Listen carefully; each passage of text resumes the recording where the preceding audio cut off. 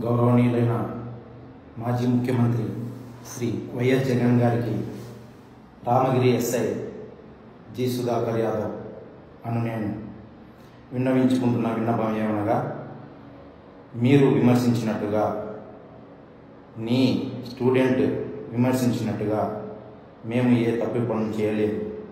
మీకు రామగిరి మండలంలో మొత్తం 10 ఎంపీటీసీలు ఉండగా అందులో 1 టీడీపీ, మిగిలిన 9 వైసీపీ. అయితే అకాల మరణం, మీ ఎంపీపీ గారు అకాల మరణం చెందడంతో మీ వైసీపీ ఎంపీటీసీలే కలిసి ఒక ఎంపీపీ గారిని ఎన్నుకున్నారు ఈ ఎలక్షన్ నోటిఫికేషన్ రాకముందు. అప్పుడు ఎటువంటి పోలీసు బందోబస్తు కానీ ఎవరూ లేకపోయినా వారంతకు వారే ఎంపీటీఓ ఆఫీస్లో ఒకరిని సెలెక్ట్ చేసుకున్నారు.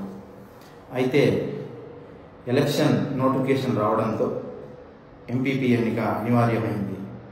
అందులో ఎవరు అయినా మీ వైసీపీ వాళ్ళే ఎంపీపీ అవుతారు.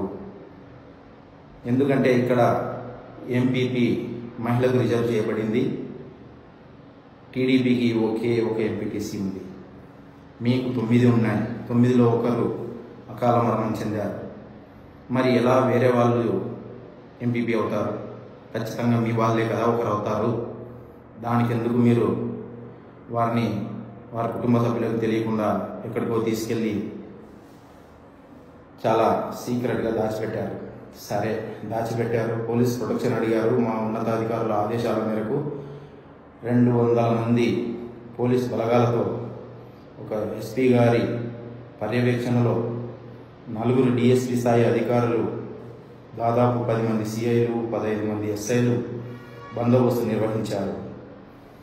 మీ ఎంపీటీసీలను తీసుకొని రావడం కోసమని ఒక డిఎస్పీ స్థాయి అధికారిని, ఒక ఇన్స్పెక్టర్ గారిని, 3 ఎస్ఐల్ని, సిబ్బందిని ఇచ్చి 7 పోలీసు వాహనాలలో మీరు చెప్పిన ప్రదేశానికి, బాగేపల్లి టోల్ ప్లాజా దగ్గరకు, అంటే రామగిరికి 84 కిలోమీటర్ల దూరంలో ఉన్న బాగేపల్లి టోల్ ప్లాజా దగ్గరకు వస్తే మీరు ఆ రోజు ఉద్దేశపూర్వకంగా ఎన్నిక వాయిదా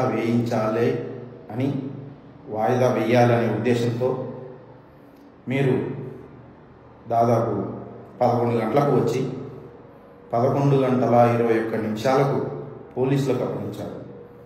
మా పోలీసు వారు అక్కడి నుండి రామగిరికి వచ్చేలోపే ఎన్నికల అధికారి ఆ రోజు పోస్ట్ పోన్ చేశారు. తిరిగి మీ కోరిక మేరకే మా ఉన్నతాధికారుల ఆదేశాలపై వారిని రామగిరి నుంచి దాదాపు 45 కిలోమీటర్ల దూరంలో ఉన్న పెనుగొండ ఆఫీస్కి తీసుకొని వస్తే, ఎంఆర్ఓ ఆఫీస్కి, అక్కడ ఎంఆర్ఓ గారు వాళ్ళ పై అధికారులతోని సంప్రదింపులు చేయడానికి కాస్త ఆలస్యమైంది. దానికి మీ మాజీ ఎమ్మెల్యే గారు వచ్చి అక్కడ పోలీసు వారిని అమ్మనాబూతులు తిట్టి, పోలీసు వారిని తన వాహనంతో గుద్దడానికి ప్రయత్నించి గొడవ చేసి దాదాపు చాలా 70-80 మందిని వేసుకొని వచ్చి అక్కడ వీడియోలు చిత్రీకరించుకొని హీరో వేషాలు వేసి మీరు సోషల్ మీడియాలో వ్యూస్ కోసమో దేనికోసమో బీజిఎంలు వేసుకోవడానికో మీరు ముందుగానే ప్లాన్ ప్రకారం అన్నీ అక్కడ పోలీసుల మీదకి దూసుకొని వస్తున్నట్లు పోలీసులని అమ్మనాబూతులు తిట్టడము, ఒక వీడియోలు చిత్రీకరించుకోవడం కోసమో, సోషల్ మీడియాలో హీరోయిజం అని కామెంట్లు పెట్టించుకోవడం కోసమో మీరు క్రియేట్ చేసుకొని మేము మీకు అప్పగించడానికి వస్తే మీరు పోలీసులనే తిట్టారు. మరి నెక్స్ట్ డే అదే బందోబస్తు అట్లే కంటిన్యూ చేశాం. కానీ మీరు ప్రజాస్వామ్యాన్ని ఆభాసుపాలు చేస్తూ పోలీసు వ్యవస్థకి చెడ్డ పేరు తెచ్చేలాగా, పోలీసు వ్యవస్థని తప్పుదారి పట్టించేలాగా, కోర్టులను తప్పుదారి పట్టించేలాగా మీరు మీ సభ్యులను తీసుకొని రామేశ్వరం వెళ్ళామని అక్కడ సముద్ర తీరాన ఒక వీడియో పెట్టించారు.